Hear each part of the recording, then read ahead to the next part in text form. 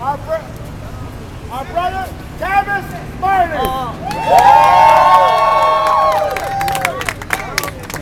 Tavis Smiley. Occupy LA. Good afternoon, everybody. Good afternoon. Let me start by thanking you, first of all, for your courage, for your... People smile. Sorry. Small sound bite. Hey, got it. Real quick. I can talk loud, I also have a bullhorn. Can you all hear me? Yes, sir. You can speak, they'll repeat, is what he's saying. Yeah, I'll wait for the bullhorn yet. 1 second, I apologize. Justice is what love looks like in public. That's right. The war on poverty, we're a real war that people put money into it, Dr. West. If you do not love the people, you cannot lead the people. You cannot save the people unless you are willing to serve the people. Come on, Dr. Cornel. Yes, indeed. We are here with Tavis and Cornel. The gentleman from Princeton to my right here, who has been at Occupy New York. He was on Occupy Wall Street. He was in New York 2 days. Was in Boston earlier this week. Came in town last night and insisted that he wanted to come see you today. So he's been all around the world. And I want to introduce Dr. West in just a second, but I wanted to say a quick word of thanks to you for your courage, for your conviction, and for your commitment to this cause. For your courage, for your conviction, and for your commitment to this cause. Dr. West and I have been on a poverty tour starting earlier this summer. We got on a bus and went to 11 states, 18 cities to try to put a face on poverty in this country. And so your mission and your method is consistent with our mission and our method of trying to raise higher on the American agenda the plight of the poor in this country. Something is wrong on the so-called greatest nation on the earth, when almost 50 million people are now living in poverty. Increasingly more women and more children. I don't need to convince you of that. You already know that. In this regard, I'm preaching to the choir. You already know the stats, and that's why you're out here. But I think in America, and my role in the media, on television and radio every day, is to try to humanize these numbers, to try to put a face on what this struggle, this fight is all about. And so we got on the bus this summer, these 11 states and 18 cities, to try to highlight the plight of the poor. As I said earlier, to raise higher on the American agenda their issues. There's nothing worse, nothing more dangerous you can do to a human being than to make him or her feel invisible. And in this country, too many poor people are being rendered invisible. They're treated as disposable. They don't matter, they don't count. And our leaders in Washington are not serious enough about coming up with a plan to eradicate poverty in this country. And so we got on this bus to try to spend some time with poor people of all races, of all colors, of all creeds, of all persuasions, to get a sense of what the new poor in this country look like. And you know what we found out? On top of the perennially poor in this country, we discovered that the new poor in America are the former middle class. The new poor are the former middle class. And so we are in Los Angeles now to wrap up this poverty tour, which leads us to two things. I want to yield to Dr. West. Number one, on Sunday, I know you're here and I want you to stay here doing the work that you're doing. But while you're here, we're going to be convening a mass crowd, about 1,800 people on Sunday at 5 o'clock at the Wilshire Boulevard Temple, 3663 Wilshire. So we'll be at the Wilshire Boulevard Temple on Sunday with a town hall meeting, the last town hall meeting of this tour that we've been on, talking about poverty in America. So you're going to be out here doing your courageous work. We'll be at the temple on Sunday at 5 talking about poverty in America. And then on Monday night, which I'm really excited about, kind of unprecedented in television these days, but on Monday night, starting Monday, October 10th, all the way through next Friday, October 14th, for 5 nights on my PBS show, my regular late night PBS show, starting Monday night for the entire week, conversations every night about poverty.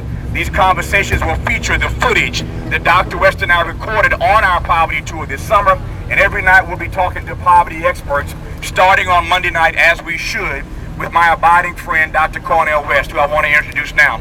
Dr. West, to my mind, is the nation's leading public intellectual. And I say that because there are a lot of smart folk in the academy. There are a lot of smart folk in the academy, but many of them don't have a usable intellect. Dr. West, to my mind, so far, I haven't seen anybody else, the only academician the only academician to put himself out in the way he has in New York and in Boston and now here in solidarity with you. And that's why I say that his intellect is usable, embraceable by everyday people across the country. So for those of us who live and work in this great city, or just live in this great city and trying to find work in Los Angeles, we are honored today to be joined by the person who I regard as the W.E.B. Du Bois of our time. He's our Du Bois. Yes. He is the nation's leading public intellectual. He has a heart full of grace and a soul generated by love. And we are honored today in our town of Los Angeles to have with us Princeton professor Dr. Cornel West. Make him feel welcome.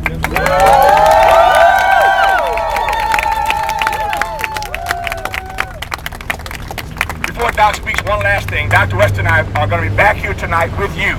We're doing 2 national television interviews tonight, and we chose as the site of these interviews not their television studios, but we wanted to be out here with you tonight. So we're coming back this evening at about 5 o'clock, and we'll see you all then. Dr. West will be appearing tonight on Anderson Cooper on CNN. He's on Anderson Cooper live from this very spot, and I will be on Keith Olbermann tonight on Current Television live from this spot. So we'll see you in a few hours, but until then, right now, please welcome again Dr. West. Mic check! Mic check! That means you tweet to your friends that we're gonna have 2 special guests at the General Assembly. What a blessing for me to be here. I want to thank my dear brother Tavis. Give him another hand. Give him another hand. It's very important to have alternative voices over against the mainstream media. Tavis Smiley, Amy Goodman, and so many others. Give the alternative media brothers and sisters of all colors a hand.